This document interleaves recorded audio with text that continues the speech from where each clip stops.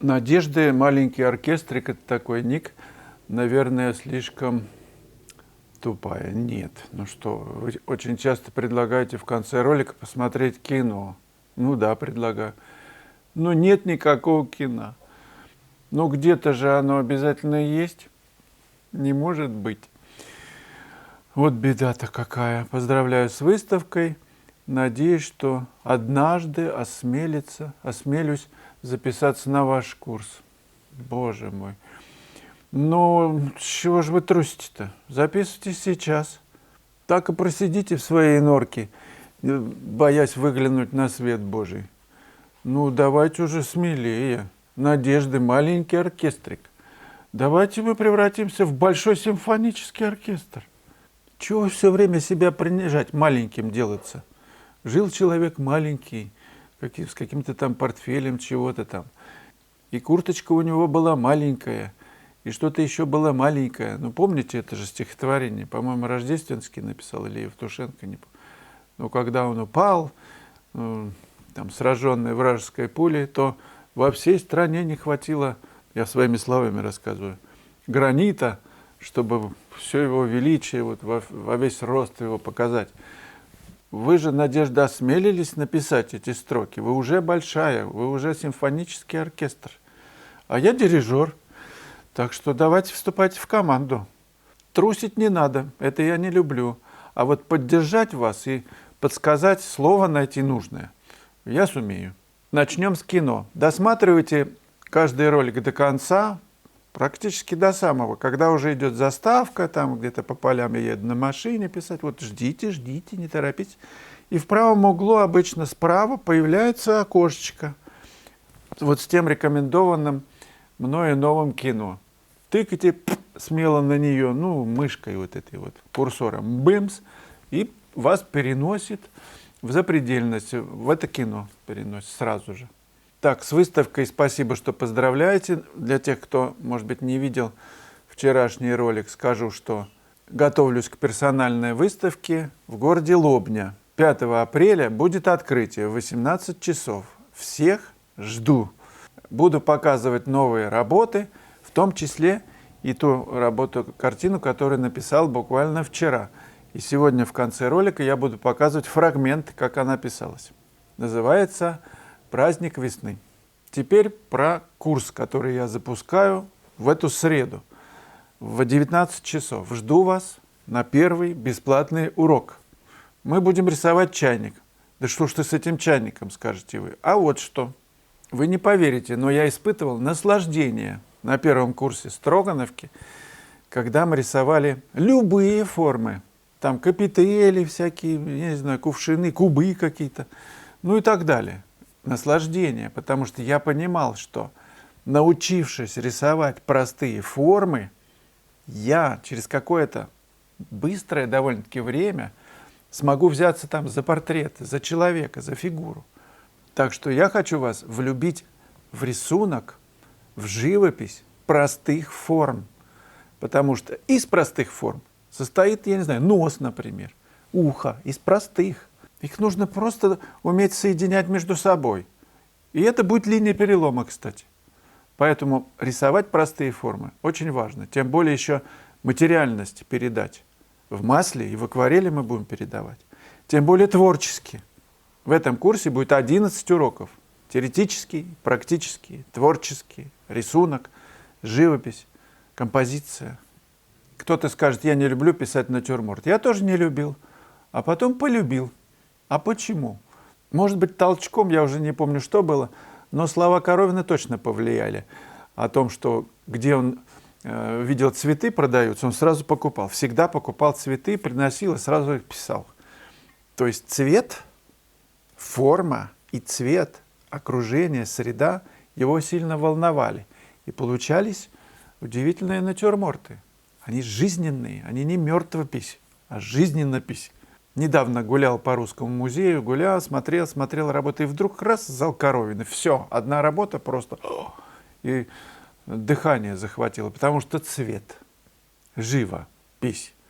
Давайте будем изучать серьезно этот предмет. Я же в него вкладываю всего себя. Так что жду вас в среду в 19 часов. Ссылку на регистрацию оставляю под этим видео. Регистрируйтесь. Лемур записаться успела, а краски акриловые маслом и не пробовала. Ну, прекрасно. Достаточно ли будет приобрести масляные без практики? Можете акрилом писать, разницы нет. Моя задача настроить ваш аппарат зрительный. Ну, в общем, видение настроить. А вы со своими предпочтениями, акрилом, не акрилом, я не знаю, хоть углем, хоть тапком будете возить, останетесь с собой.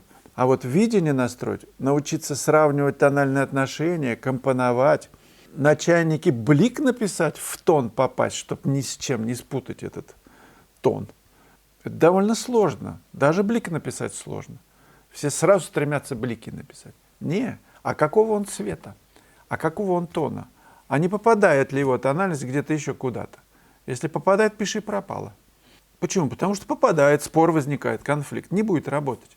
Лемур, приобретайте масляные краски, пожалуйста, пишите чем угодно, и так, и эдак, и вот так. Можете любыми материалами писать, присылать мне на разбор, и будем вести диалог. Это же курс с обратной связью. По крайней мере, возможность в одном пакете такая и есть.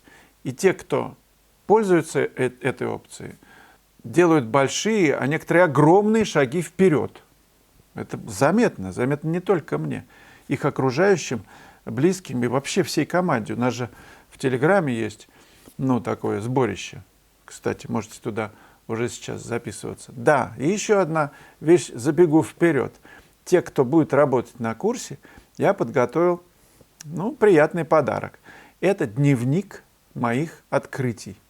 В PDF-файле я уже сделал довольно много страниц с какими-то важными для себя заметками, которые сформировали меня как художника. И мало того, что я поделюсь с вами этими открытиями, у нас просто будет группа в Телеграм-канале, в которую вы будете добавлять свои открытия. И она будет бессрочная. Добавленные вами открытия будут именными, с вашей подписью. Я уверен, что это будет серьезная площадка, такой портал, насыщенный знаниями о живописи, об искусстве, который будет сильно полезен для каждого из нас. Открытия все время продолжаются у меня. Уже, казалось бы, все знаю. Нет, они продолжаются и продолжаются. Представляете, какой это будет во времени интересный канал. Сейчас я вам покажу, как писалась эта работа, праздник весны, некоторые фрагменты. А вы не забудьте, пожалуйста, откликнуться в виде комментариев, лайков. Люди не любят слово «лайки». Кнопочку «Нравится» нажимайте, если нравится то, что здесь происходит. Делитесь с друзьями и задавайте вопросы.